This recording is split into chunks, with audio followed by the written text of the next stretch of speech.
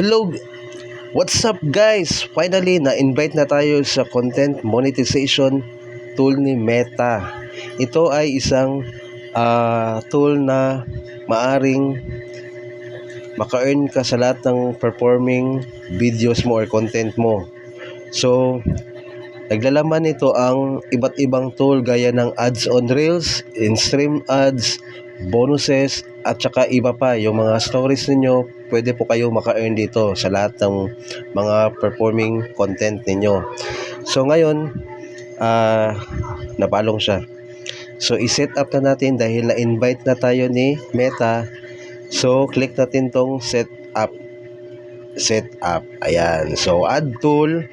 So nakalagay dito guys is content monetization after, kasi may bago siyang meron siyang paalala na after August 31, in-stream ads on Reels and performance bonus will not be available.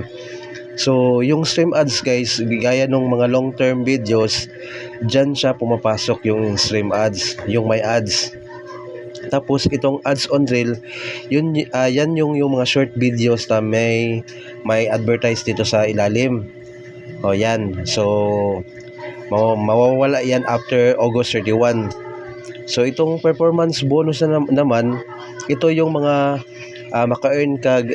maka-earn ka sa pag-post mo ng pictures, text at mga stories at iba pa. So yan yung mga tool na hindi na available after August 31. So itong content monetization, ito yung kumbaga yung 3-in-1 na. Yung ito na. So kung na-invite kayo nito, so dapat i-set up nyo na, wag nyo nang patagalin pa dahil mawawala yan yung mga ibang tools na yan na meron kayo.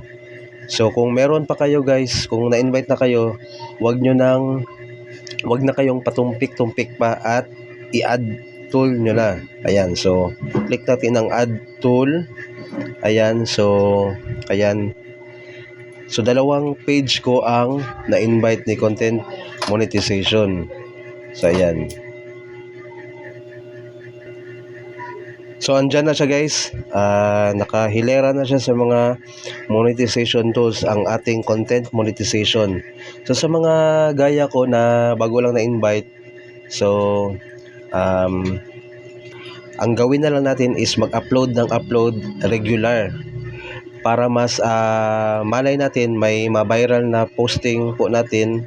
So dyan tayo makaka-earn ng dollars kung may mag-viral na mga content natin na ipopost. So yan lang guys. So good luck and happy earnings. Bye bye.